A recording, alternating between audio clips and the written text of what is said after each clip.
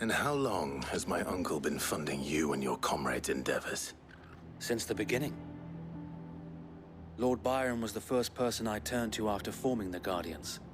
And had I known of this tunnel back then, I wouldn't almost have been hanged by the city guard for trying to sneak over the wall. I suppose a formal request for an audience would have appeared suspicious. And appearances must be maintained. Were the Vice-Regency to catch wind of Lord Byron's involvement in our movement, they'd seize his estate and send him to the gallows, where he would be of no use to anyone. And so, though it sickens him to the soul, he plays the part of the loyal lord, knowing that one wrong move might prove his downfall. It is why he remains ever vigilant.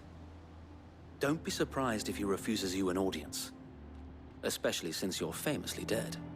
Then I will have to think of a way to prove that I am neither wraith nor wrongdoer. I might have something which could help with the latter. It's the mark of the Guardians. Display it, and those who love Rosaria will know where your loyalties lie.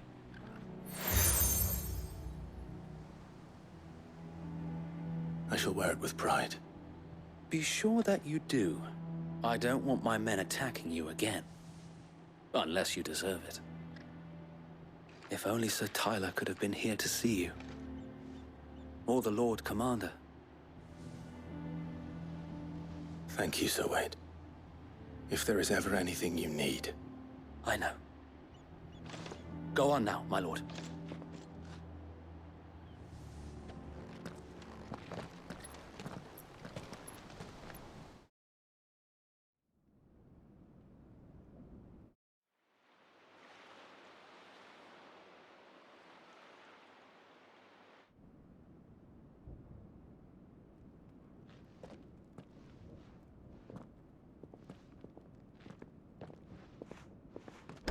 How accommodating.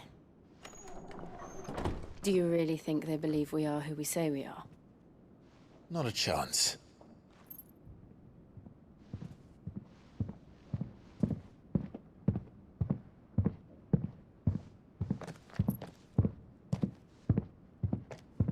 Right, I guess. My uncle believes we're imposters here to rob him. And means to string us up himself.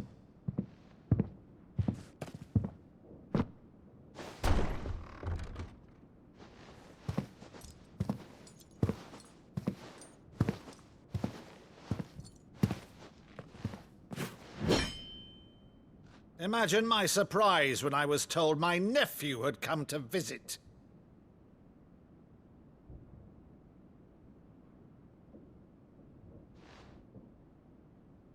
Clive Rosfield died long ago. And for uttering his name here, you shall pay with your tongue!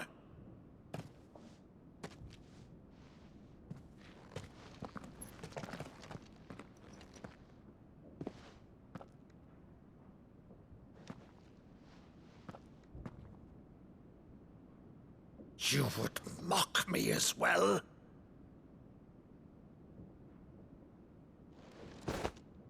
It is I, Sir Crandall of Camelot, loyal servant to her serene holiness, Saint Sybil the Unshod. Meadow, thou vile sorcerer, for thy crimes against church and crown, I shall have thy head.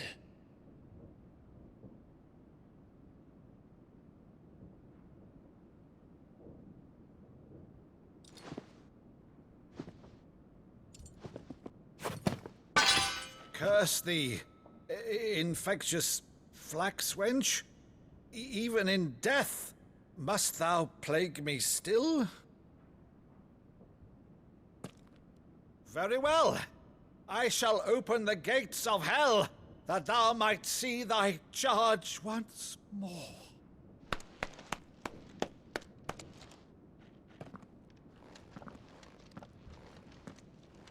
Bravo, Uncle. You're still the finest Meadow in the twins. Oh, Clive, my dear boy, it's really you.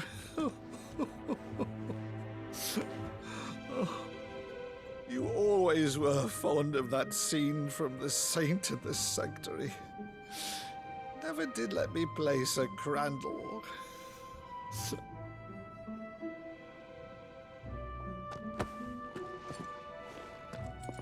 I have a favor to ask, Uncle Byron. Rutherford, inform the kitchens. There'll be guests. We dine immediately. But, Uncle... You can't very well regale me with the tale of your miraculous preservation on an empty stomach. Go on, sit.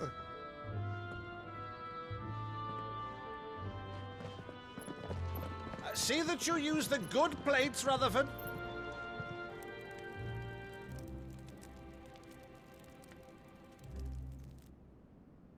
So you arrived late to one of her cullings, did you? Since becoming Vicereine, Annabella has been a constant thorn in Rosaria's side, but these atrocities are a new low. Something has changed. Quite what, I don't know, but the woman we knew is gone, and a monster sits in her place. A monster. For better or worse, I've been charged with governing this town, and thus must maintain the illusion of obedience. That's all I can do to aid Wade and his merry band of revolutionaries. So he's told us. You have risked much for Rosaria. Our nation will be forever in your debt.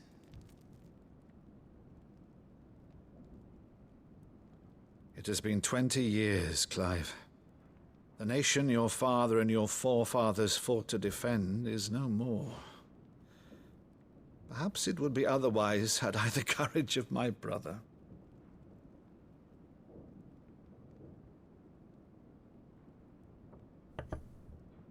All right, if it's a ship you require, a ship you shall have. I've a galley in port, but recently relieved of her cargo. She can be outfitted for the voyage in a matter of weeks. So you believe us, then? About everything? Believe you? Ha! Only a fool would believe even half of the things you claim. But until tonight, only a fool would have believed my nephew still lived. And besides, I have it on good authority that Clive is telling the truth. Whose authority? By your own, of course. You've always been a terrible liar. Is that true? It's not untrue. Let's say no more about it, eh? It wouldn't do to linger on my nephew's greatest failing.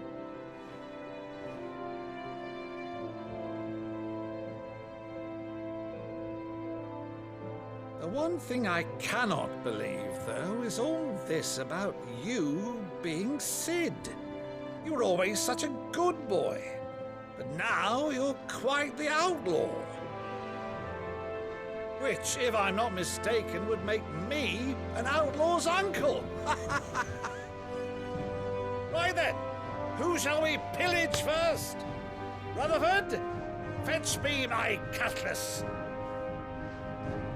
This will be fun.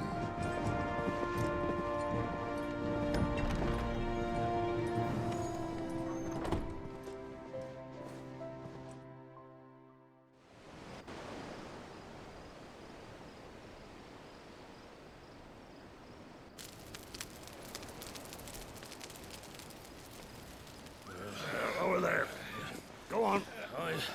She's a fine ship, isn't she?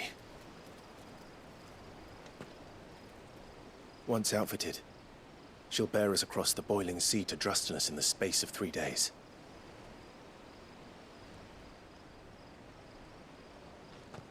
Something on your mind?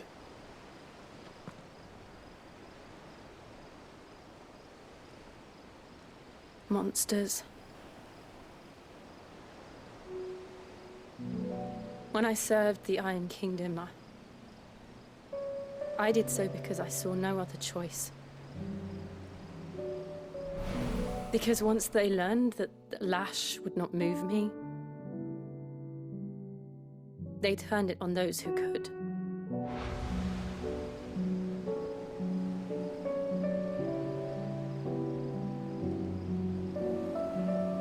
so I became their puppet. I let them pull my strings, telling myself it was not my hand that swung the sword, but another's. I removed myself from the truth so I wouldn't feel the pain it caused.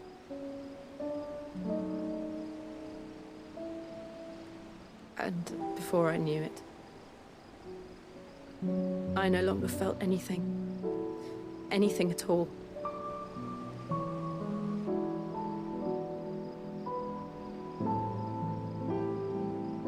I had become a monster. Jill.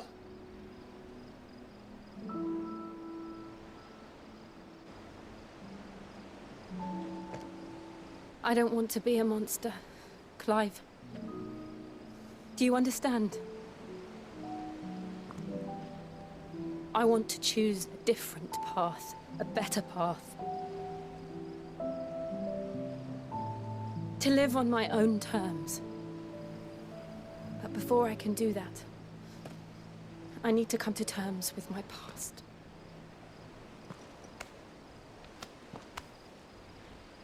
And when you do, I'll be standing there with you, just as you stood with me.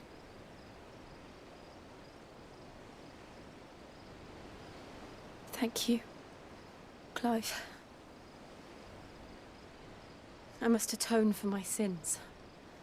Only then, when it's done, will the monster cease to be. Just promise me that you won't die with it.